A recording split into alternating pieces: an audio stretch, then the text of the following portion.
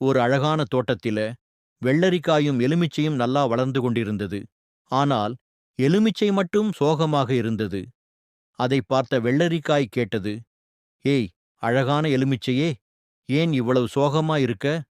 அதற்கு எலுமிச்சை சோகமாக சொன்னது, என்னால யாராலும் தனியா சாப்பிட முடியாது, அதனால தான் நான் சோகமா இருக்கேன்.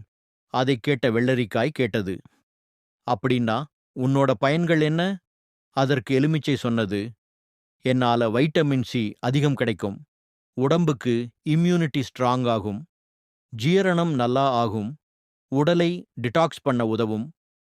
அதைக் கேட்ட வெள்ளரிக்காய் மகிழ்ச்சியாக சொன்னது, வாவ், ரொம்ப சூப்பர், என்னால உடம்பு கூல் ஆகும், நீர்ச்சத்து அதிகம், ஹைட்ரேஷன் நல்லா இருக்கும், ஸ்கின் ஃப்ரெஷ் ஆகும், வெயிட் கண்ட்ரோல்கும் ஹெல்ப் பண்ணுவேன். அந்த நேரத்தில் ஒரு பாட்டி அங்கே வந்தார். பாட்டி சிரித்துக்கொண்டு சொன்னார், அட குட்டி எலுமிச்ச, நீ தனியா சாப்பிட முடியாதுன்னு கவலைப்படாதே, உன்னை எல்லாத்தோட சேர்த்து தான் எல்லாரும் சாப்பிடுவாங்க.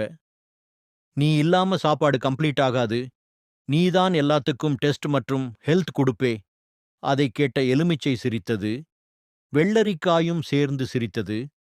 ஒவ்வொருத்தருக்கும் தனி மதிப்பு இருக்கு, சேர்ந்து இருந்தால் வாழ்க்கை இன்னும் அழகு